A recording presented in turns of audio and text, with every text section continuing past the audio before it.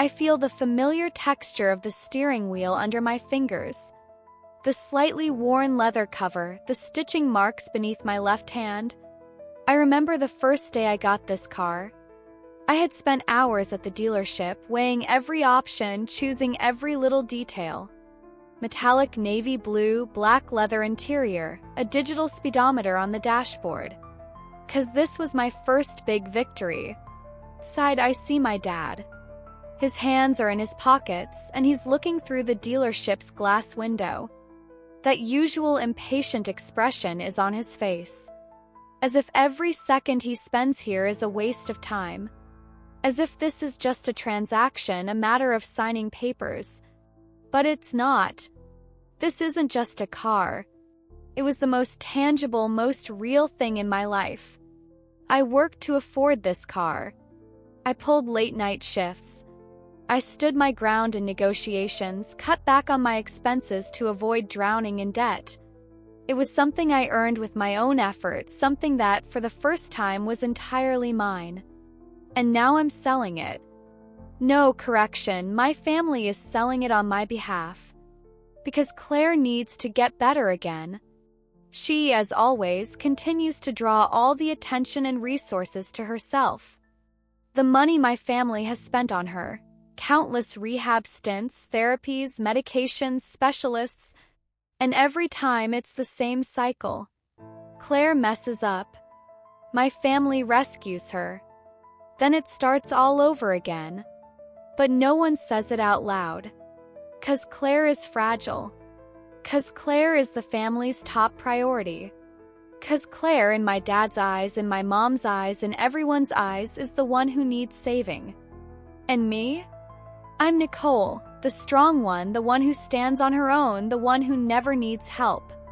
The one expected to give something up for Claire. It's always been like this. I remember my entire childhood, my teenage years.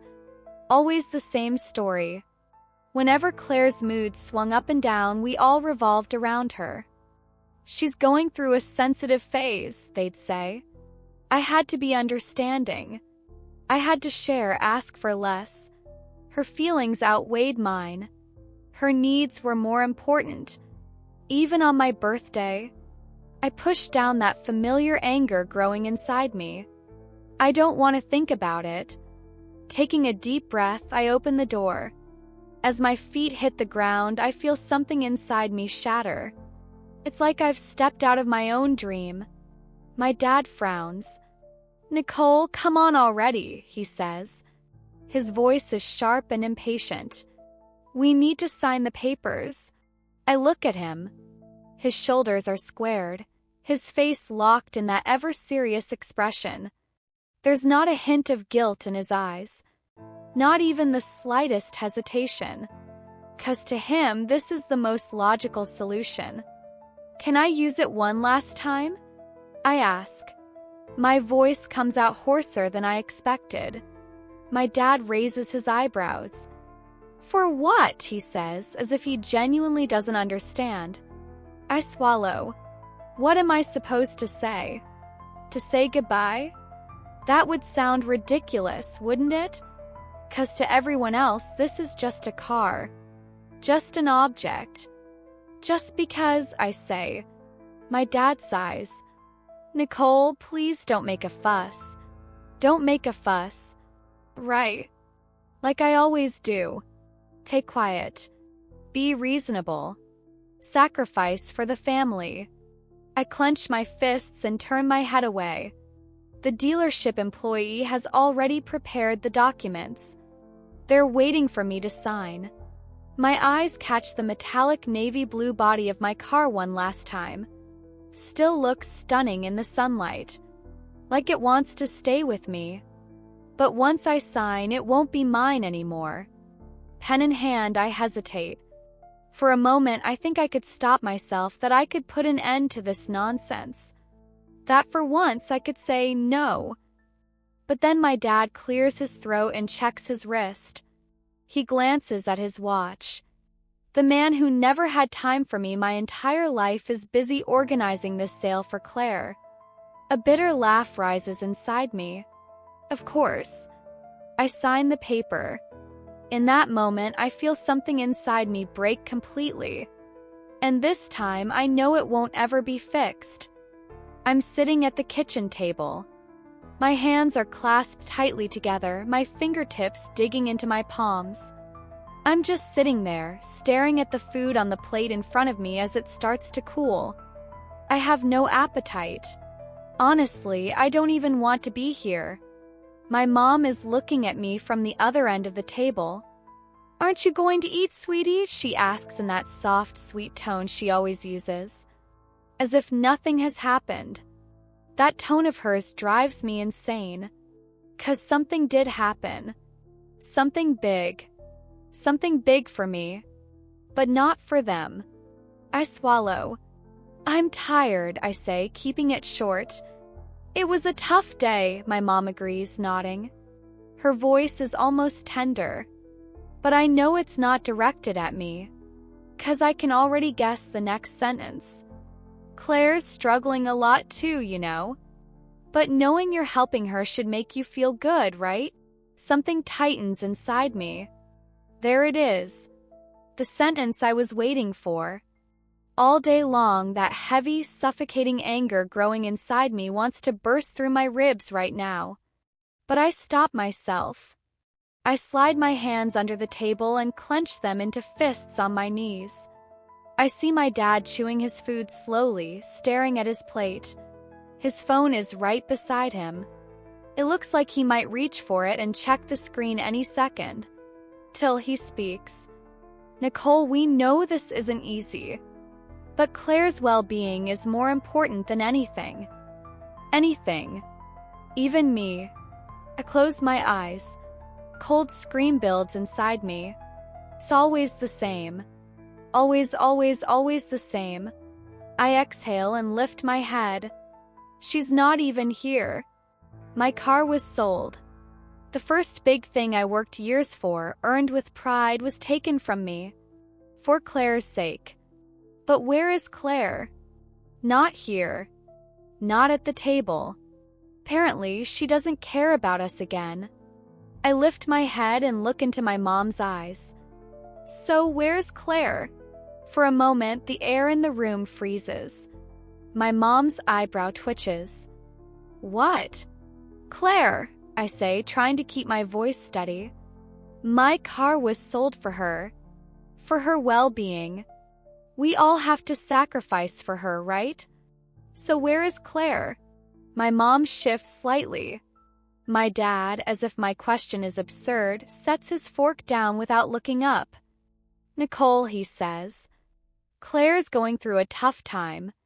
We don't want to stress her out more." Something inside me snaps with a sharp crack. What does he mean? We don't want to stress her out? What about my stress? All these years, everything I've given up because of Claire? The loneliness growing inside me as I'm ignored? My achievements never being noticed? Always being the quiet, strong, problem-free kid? Doesn't that matter? I place my hand on the table. My heart feels like it's pounding against my ribcage. Does it matter to me? I ask. My dad raises his eyebrows. What? Does it matter to me? I say, choosing my words slowly. Have you ever thought about it? How I feel. What that car meant to me. Something I dreamed of for years, earned myself, saved for without missing a single penny from my paycheck. Have you ever thought about how losing it makes me feel? The tender look on my mom's face fades. My dad sighs and leans back in his chair. "Why are you making this such a big deal, Nicole?" he asks, exasperated. "It's just a car." I want to laugh. But my throat tightens. Of course. Everything that matters to me is just a thing to them. 'Cause they're doing it for Claire. 'Cause Claire matters. And me? I'm just here to fix Claire's crises. Chair legs creak as they shift. My mom clears her throat. For a moment, there's silence at the table. But it's not a comforting silence. The weight in the air feels ready to explode. And this time, I'm not going to stop. I lock eyes with my dad. When will it be my turn, Dad? Now there's real silence. My mom's lips part slightly, but she doesn't say anything. My dad looks at me, really looks at me for the first time. But it's too late for me. They should have figured it out by now. I push my chair back and stand up. If they won't even listen to me for a moment, what's the point of me being here? I walk out of the kitchen with quick steps. They don't even call after me. And in that moment, a thought that's been growing inside me for years turns fully into reality. I don't have a priority in this family. I never did. It was 2 a.m. when the phone rang. I opened my sleep-heavy eyes. The room was pitch black, the only light coming from the glowing screen of my phone on the nightstand. It read Claire. A strange feeling rose inside me.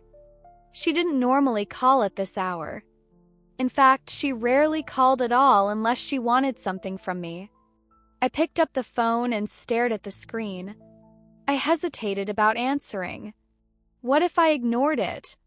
What if this time I didn't help her? But then my mom's voice echoed in my mind. Nicole, Claire's fragile. We need to support her. She's your sister. Gritting my teeth, I answered the call. What's wrong, Claire? On the other end, there was muffled music and the low hum of people talking. Claire's voice was cracked and slurred with drunkenness.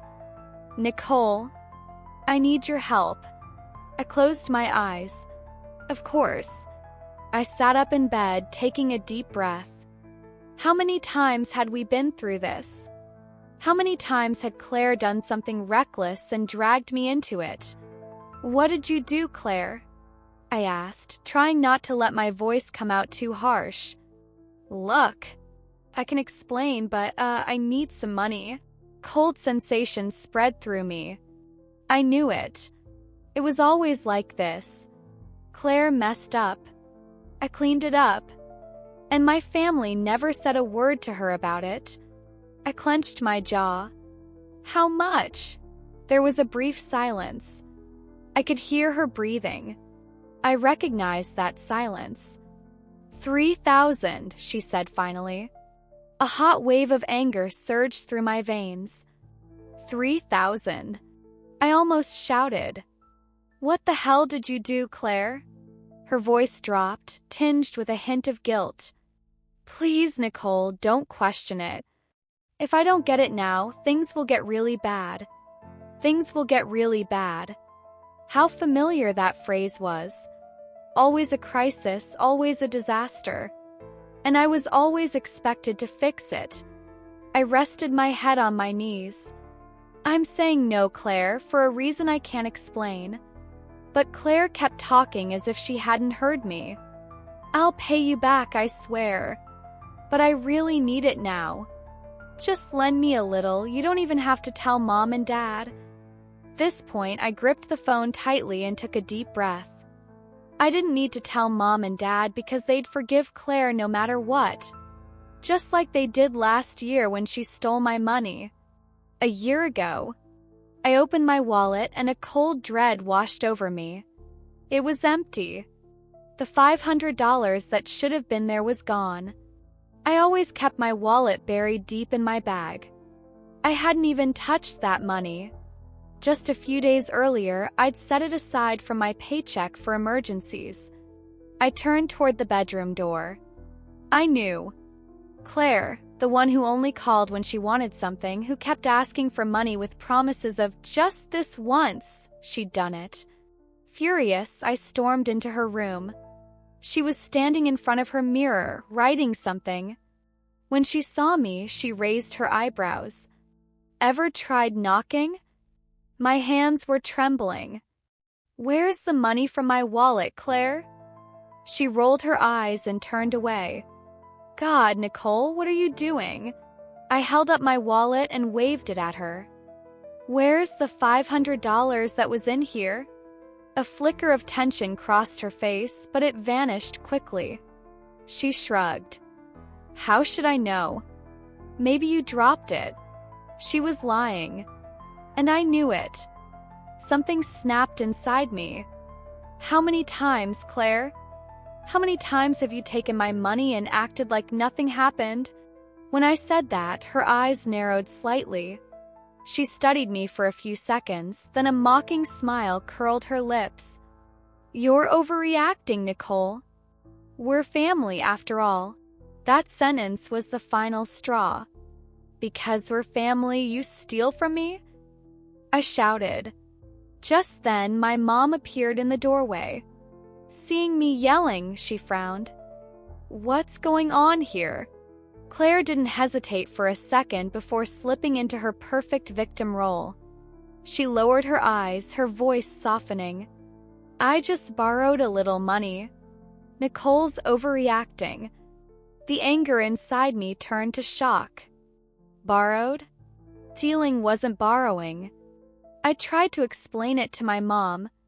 Mom, this isn't the first time she's done this. I'm sick of it. It's theft. An apology isn't enough. She needs to give me my money back. But my mom's expression didn't change. She took a deep breath and turned to Claire. What did you take the money for, sweetie? Claire bowed her head, her voice trembling. I just wanted to buy a few things. It's not a big deal. But Nicole never wants to help me. And that was it. I became the bad sister. The unreasonable one. My mom shook her head. Okay, Claire. But please don't take anything without asking again. Cole, try to be more understanding. She's your sister.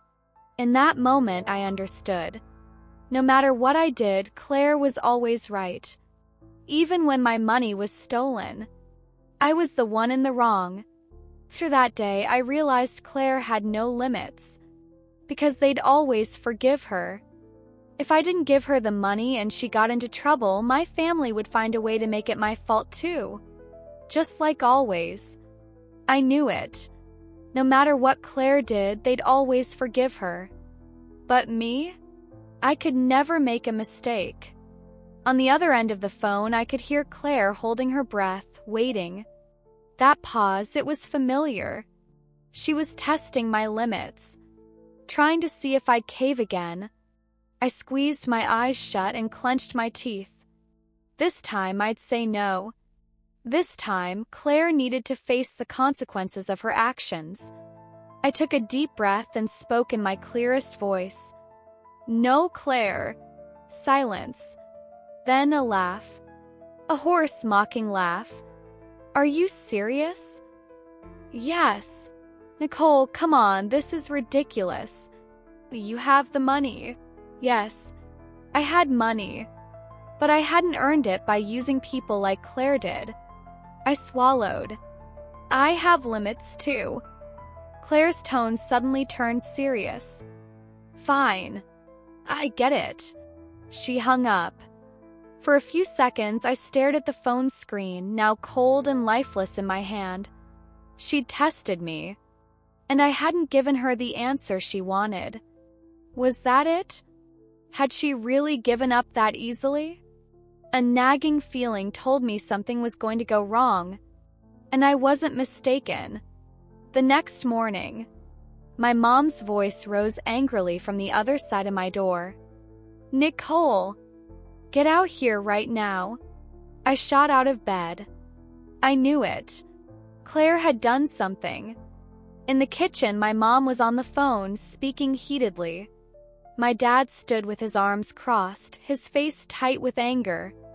And Claire? She was sitting at the corner of the kitchen table, her legs pulled up onto the chair, wearing a sad expression. My mom slammed the phone down and turned to me. Claire ran into some bad people at a bar last night.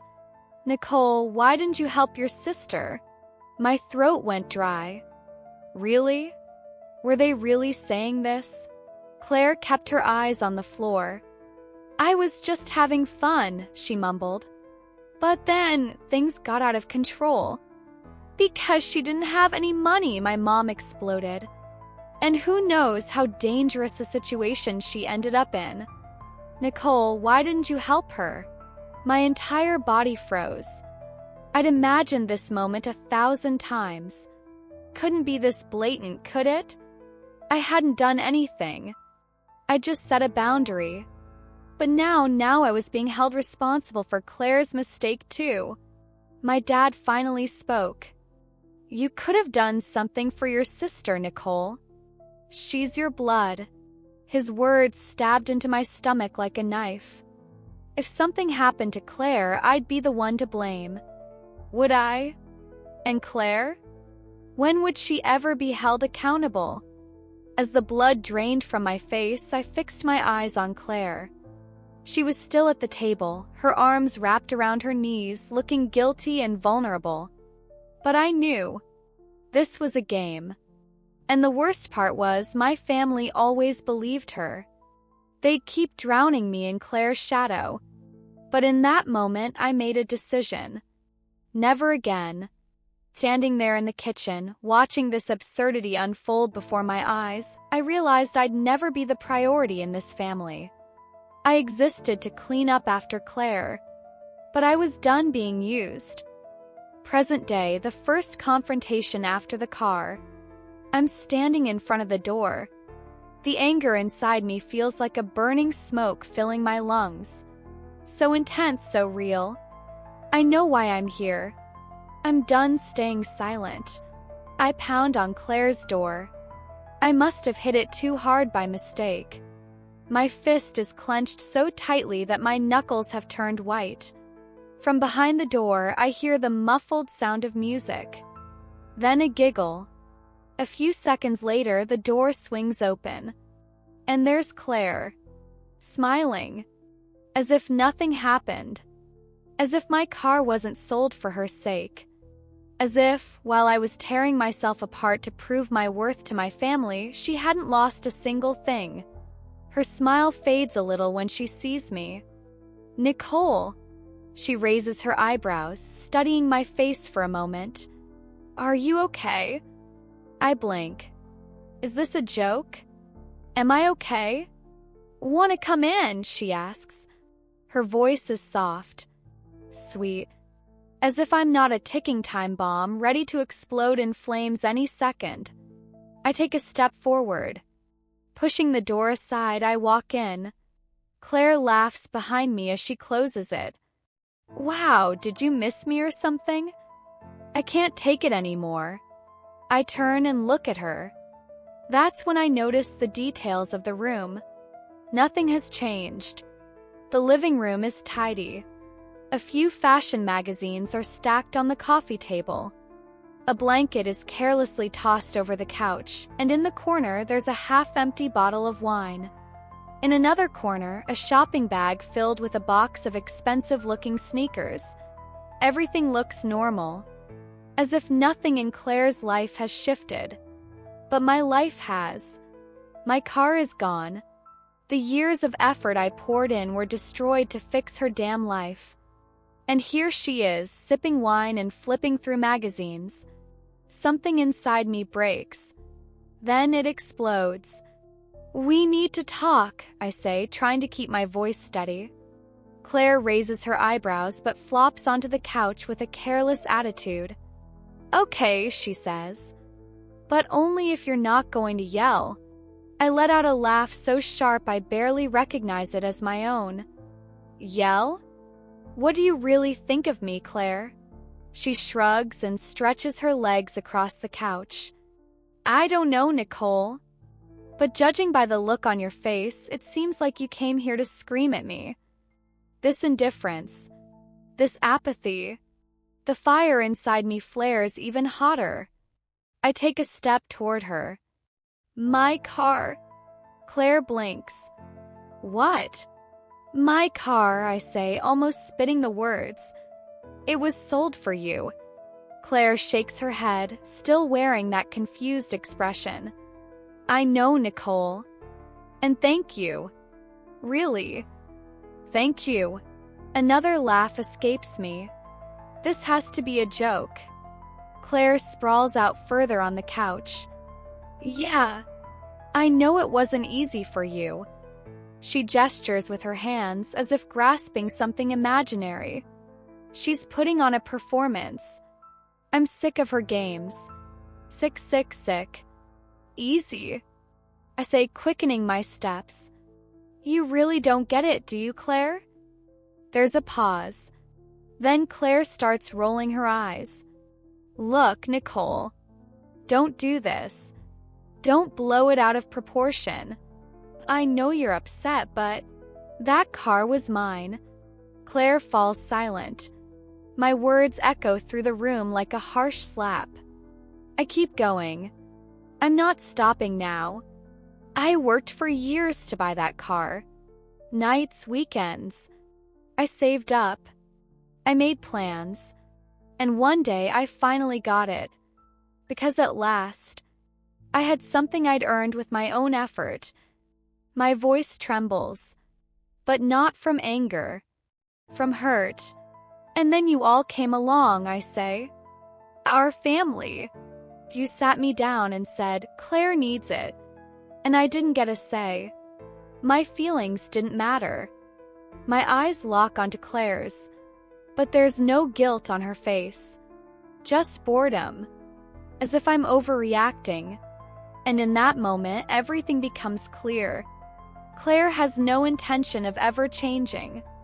She knows they'll always forgive her. Everyone except me. She knows they've always silenced me. But not anymore. I take a step back. My eyes still fixed on hers. You know what, Claire? I say, my voice low but sharp. You've never actually cared about me. Silence. And for the first time, something shifts on Claire's face. But I don't care anymore. I turn around and head for the door. As my hand reaches the doorknob, I speak one last time. This time, you won't need to forgive me. Because I'm done being used. I open the door. And I walk out. As I pull the door shut behind me, it feels like something explodes in my chest. The dim light of the street lamps hits my face. Cold. I feel myself trembling like a little kid, but the air isn't cold. After everything that's happened, there's an emptiness inside me. Claire's indifferent expression still echoes in my mind. You won't need to forgive me. Because I'm done being used. The sentence I'd been waiting years to say. The thing I'd held inside, unable to voice, finally came out. But now? What happens now? I pause for a moment. My whole life, I've fought not to lose myself in my family. But right now, I feel detached from them. Forever. And it's both terrifying and liberating. Just then, my phone buzzes. I look at the screen. It's Mom. Something inside me cracks. Part of me doesn't want to answer. But the other part, is there still a shred of hope? Swallowing hard, I pick up the call. One last time. Nicole! My mom's voice is sharp and laced with panic. How could you do this? There it is. She's actually calling me, but not to understand me. I grimace. Mom, please. Claire texted us. She was crying. You said horrible things to her. For a moment, I gripped the phone tightly. Of course. Claire ran straight to our family, spinning a story about how I'm the bad guy. The same game she's played for years. And my family always believes her. Really? I say, my voice dripping with sarcasm. I just told her the truth, Mom. But I guess the truth was too uncomfortable for her. My mom takes a deep breath. Like always. Nicole, you didn't used to be like this. Claire said she'll never forget what we've done for her. But you. But me what? I want to hear this. What am I in their eyes? But me what, Mom? I repeat, closing my eyes. Silence. But I keep going. Did you ever even notice me? Every time Claire messed up, you gave her another chance. But me? I couldn't make mistakes. Because I'm the strong one, right? Because I'm your problem-free kid. My throat tightens, but I won't back down. And you know what? I'm tired of it. My mom's breathing quickens. Nicole, Claire is your sister. You can't just erase your family. I opened my eyes. Was there still a flicker of hope in me? Maybe. But not anymore. Calm settles over me so deep it surprises even me. Cold, quiet realization. My mom doesn't actually believe me. She sees me only as a supporting figure next to Claire. I don't exist as an individual. She's thinking about forgiving me. But I don't need forgiveness anymore. I speak in a calm, clear voice. Erase? I ask. Mom, you never even saw me to begin with. There's a moment of silence. Then my mom speaks, her voice cold and cutting. You'll realize what you've done, Nicole. And when we forgive you, when we take you back, I hope it's not too late. For a moment, I feel a pang inside me. But it's not from fear. She says they'll forgive me. But I don't need their forgiveness anymore. I hang up the phone. And in that moment, I feel truly free. But at the same time, like I'm all alone. After hanging up the phone, I stared at the screen for a few seconds. My mom's voice still echoed in my ears. You'll realize what you've done, Nicole. And when we forgive you, when we take you back, I hope it's not too late. It was always the same for me. As if I were the one in the wrong. As if my family wouldn't love me unless I kept saving Claire. But this time was different. This time, I didn't need their forgiveness. Till there was an emptiness inside me. A deep, quiet, vast emptiness. I opened the door and stepped out of the apartment building. Cold air hit my face. For the first time, I truly realized I was alone. And did that scare me? A little. But that fear was lighter than the weight of living in Claire's shadow for years. I pulled my keys from my pocket and looked toward the parking lot where my car used to be. Just a few weeks ago, it had stood there. My first big achievement. But now it was gone. Something inside me whispered, Nicole, you've lost it. But another voice spoke up. You're gaining something bigger. I shoved my hands into my pockets and started walking. I didn't want to go home. My small apartment might be mine, but right now I didn't want to sit there alone thinking about tonight. I didn't know where my feet were taking me. I just walked. A few streets later, I arrived at a cafe. I heard the laughter of people sitting outside. Peering through the window, I saw people drinking coffee, reading books, chatting. Independent. Free. Living their own lives. I opened the door and stepped inside. The hum of the coffee machine, the sound of beans grinding. It was soothing. Quiet but familiar. There was a warmth here I'd almost forgotten. I walked to the counter and ordered. 1 black coffee, please. The barista smiled and nodded. Sure. Your name? I hesitated for a second. Then I smiled. Nicole. For the first time, saying that name felt liberating. I took my coffee and sat at a small table by the window. I wrapped both hands around the mug. The warmth spread into my palms. And in that moment, I made a decision. I won't stay here. I won't keep living in this city, in the shadow of Claire and my family. I'll start over. I didn't know where I'd go. I didn't have a plan yet. But for the first time, that didn't scare me. For the first time, I'd do something just for myself. I looked out the window. And for the first time inside me, a feeling blossomed that everything could turn out okay. Coffee on the table had gone cold. But I still couldn't bring myself to move. Side, the street lamps painted the sidewalk in a yellowish glow. People passed by, their faces reflecting in the cafe window like fleeting shadows before disappearing. And for the first time, I was truly thinking about what I wanted to do. My mom's voice still echoed in my mind. And when we forgive you, when we take you back, I hope it's not too late. Forgive? I didn't need forgiveness. But there was still a restlessness inside me. What would happen next? I should feel completely alone, right? But I didn't.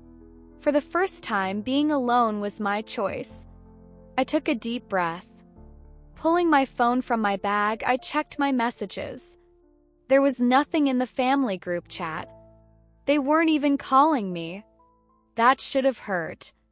But it didn't. 'Cause I knew. Claire dragged them into another crisis. If they needed me again, they'd reach out.